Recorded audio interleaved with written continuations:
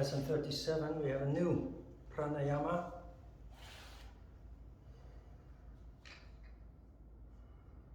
Described in the Hatha Yoga Pradipika chapter 2, Sutra 54. Then Sitkari is described. Make a hissing sound with the mouth while drawing energy in, and release only through the nostril. By the yoga consisting of repeated practice of this, one becomes a second god of beauty, a Kama Deva. Kama is desire, and Deva is a god or a goddess.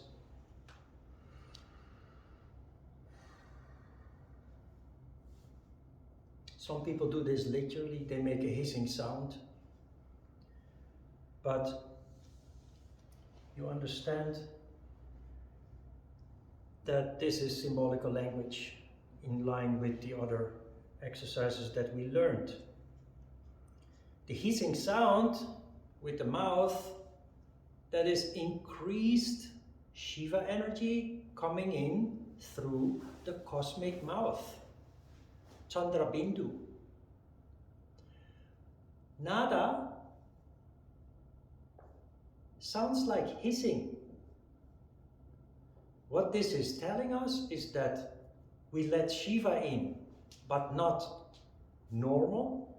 You saw in the previous pranayamas that we were told to let Shakti in slowly, then let Shiva out slowly. But here you let Shiva in fast.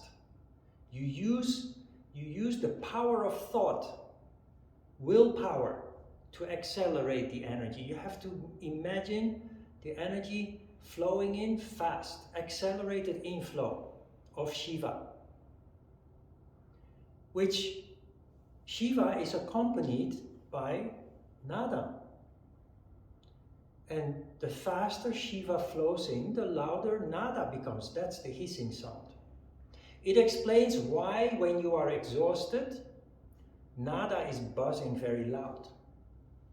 Because your body soaks up, demands large amounts of Shiva to make you recover from your exhaustion. Also when you're sick, your body uses Shiva to recover from the disease.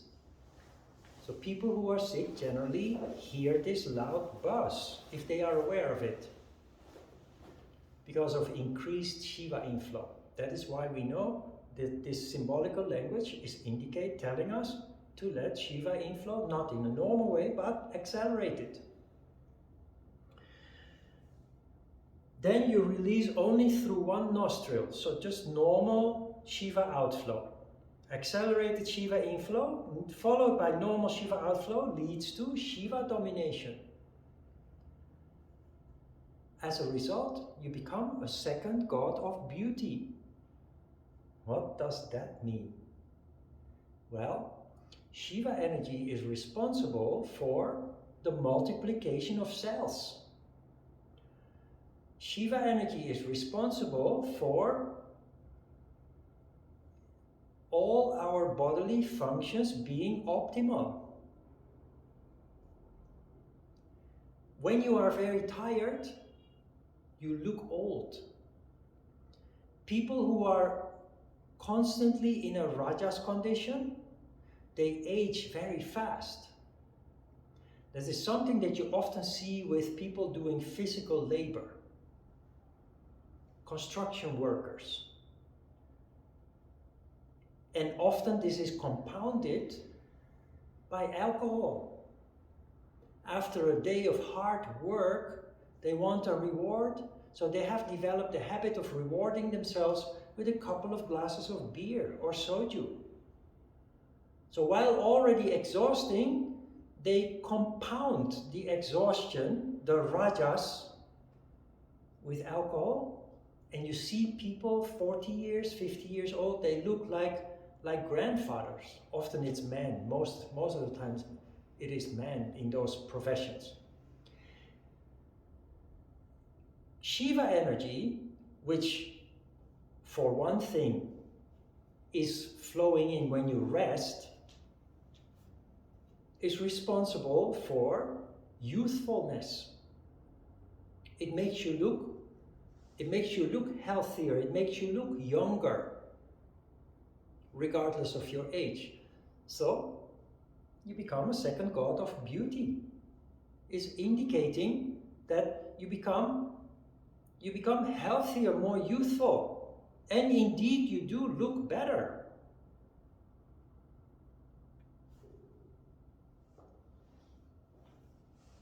"55, he or she becomes an object of high regard among the circles of yogis or yoginis. You're able to create and destroy. Neither hunger, nor thirst, somnolence, nor indolence arise in you.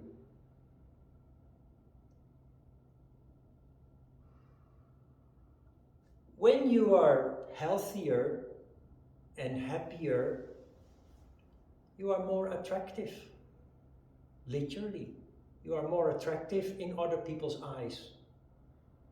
That is what this sutra is telling us in the first sentence. You become an object of high regard. You are also able to create and destroy. Now, when you visit temples, also in Korea, but also in other parts of the world and in India, you sometimes see those images of very scary gods, or the guards at the entrance of the temple in Korea, also with these big eyes and mustache and whiskers like flames. That is symbolism. You're able to create and destroy. Sounds very dramatic, violent maybe even, but the meaning is very subtle. What is responsible for creation? Shiva energy. What is responsible for destruction? Shakti energy. What this indicates is what you have done so far up to this exercise has led you to the ability to control Shiva and Shakti. We have so far kept ourselves busy with Shakti, with the asanas, which is physical engagement, that is a subtle stimulation of Shakti. We've had Surya Bedana and Ujjayi Pranayama, which are designed to increase Shakti. Now we learn for the first time to increase Shiva, which allows you to do both. You know the technique now, how to increase Shakti, but also to increase Shiva. You are now the master of creation and destruction. Sounds very dramatic, but it means you are able to increase Shiva or Shakti at will. You're able to control the levels of Shiva and Shakti by choice. That is all that it means. Sounds very dramatic, but it's nothing like that. Neither hunger nor thirst, somnolence nor indolence arise in you. Now,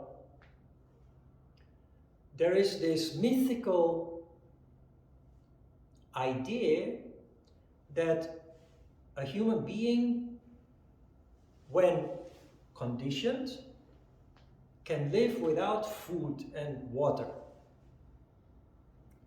by feeding yourself through a hole in the palate,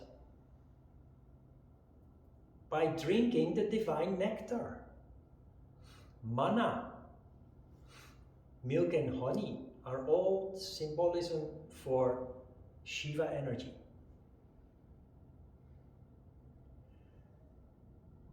There is an example of a yogi. I maybe have mentioned him before, by the name of Pranayama. You can Google him, Pranayama. Unfortunately, he also died recently, I think last year, but Pranayama became world famous when he came forward claiming that he hadn't eaten any food, solid food, or drank any liquid since he was 8 or 11 years old. I forgot exactly, but since he was a child. He said he was touched by the hand of God, something like that. And ever since then, he fed himself through a hole in the palate. Now this sounds unbelievable. Who can live 60 years without eating and drinking? So,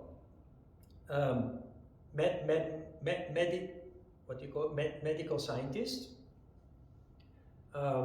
put him in controlled circumstances in a hospital. They basically locked him up in a room with 24-hour CCTV cameras watching him.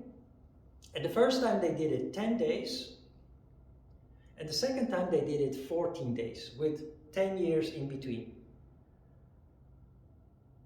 They did it first for 10 days, then 10 years later they repeated the experiment 14 days, and during all those days locked up in the hospital room, they could not catch him eating or drinking anything, and also not going to the toilet at all. Impossible, inhuman. So this is really an exception, but it is in line with the text. The text mentions that actually this is possible. Whether you can do it, that's a whole other matter. Most people will not. Why Pranayama could do it, nobody knows, but he did. And those experiments proved something that other people could never do. If you do your best, you can do a fasting for 10 days, which is extreme already. I've done fasting several times for 5 days. It's pretty intense. After 3 days, it becomes really difficult. But 10 days, 14 days, you can go without solid food, but not without water.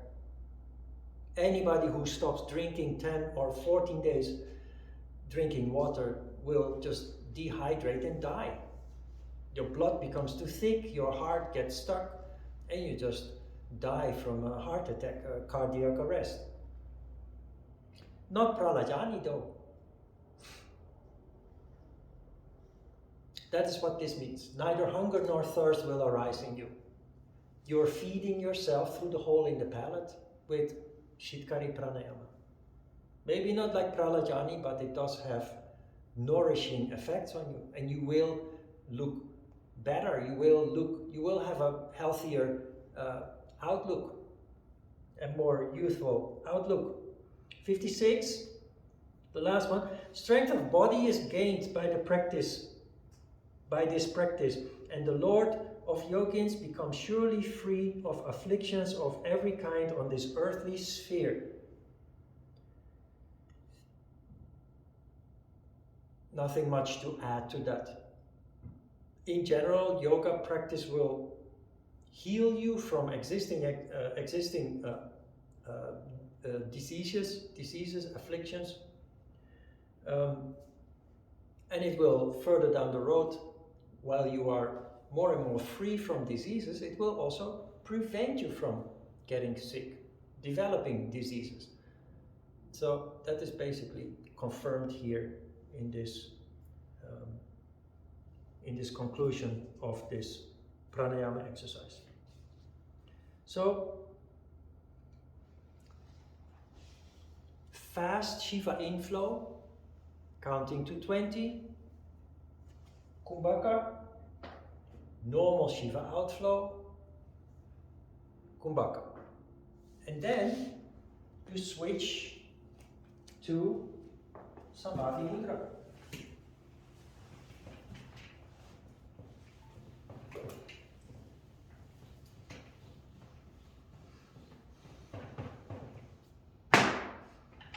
So we have Sitkari Pranayama,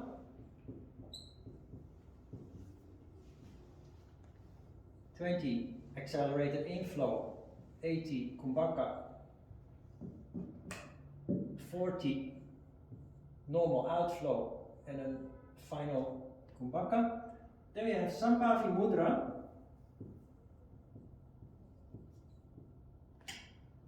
And we finish with Nada.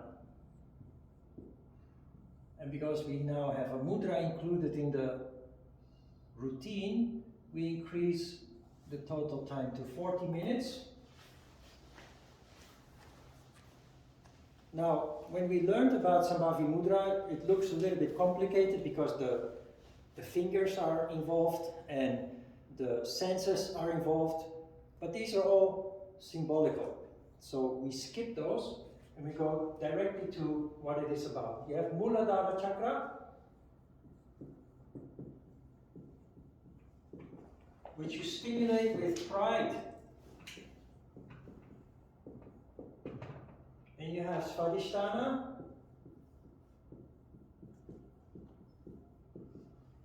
which you stimulate with a sense of beauty or artistic tendency, as it is described in the handout. Then we have Manipura, which you stimulate with ego, Anahata, sense of loyalty, and Vishuddhi,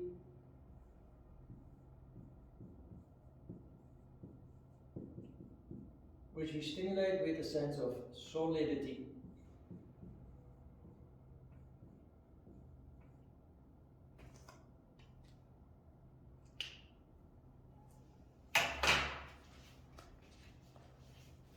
Questions about the process? It's like with a new asana, don't try to be perfect, just play with the concept a little bit. When you become familiar with it, it will also become more intense.